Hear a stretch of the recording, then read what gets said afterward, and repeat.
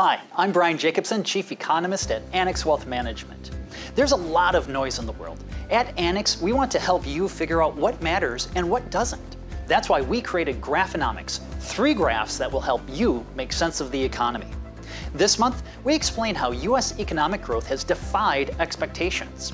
We'll also show how earlier prices seemed to move up together, but now they're moving at different rates. And finally, we show how if rates are in a good place now, the Fed may need to act soon to keep them that way. In this first chart, we see U.S. growth has defied low expectations. China's growth has fallen short of high expectations. And German growth has really lagged. The U.S. story does seem exceptional.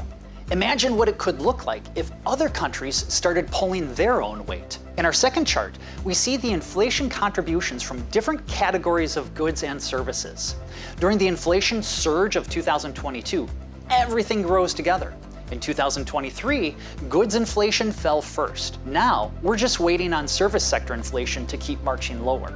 Remember, lower inflation does not require lower prices. It just requires them to stop rising so quickly.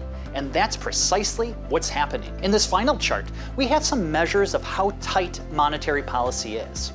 When inflation-adjusted rates, also called real rates, are negative, monetary policy is probably too loose. When real rates are too high, then monetary policy is probably too tight.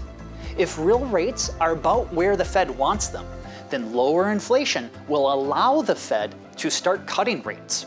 Cutting rates because inflation is falling is a good problem to have. Cutting rates because the economy is falling off a cliff? That's a different story. Want to learn more? Download Graphonomics Volume 9 today.